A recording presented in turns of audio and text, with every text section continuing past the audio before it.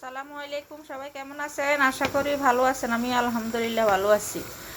এই যে আমি আজকে পোলাও রান্না করতেছি।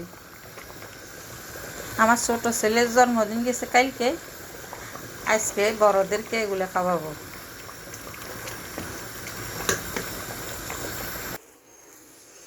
ডিম সিদ্ধ,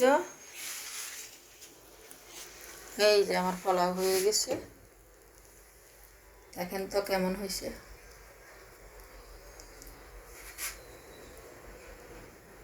ইয়ামি। আর এখানে হয়েছে কি, মাংস, গরুর মাংস।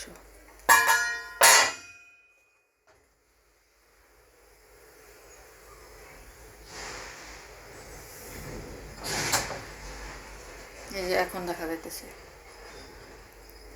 এটা হচ্ছে যে আলু দিছি দুইটা, আলুগুলো ভালো না, মজে গেছে। ওকে, সবাইকে আল্লাহ হাফেজ। ফলো দিয়ে রাখবেন, লাইক কমেন্ট করতে ভুলবেন না। সবাইকে আল্লাহ হাফেজ, আসসালামু আলাইকুম।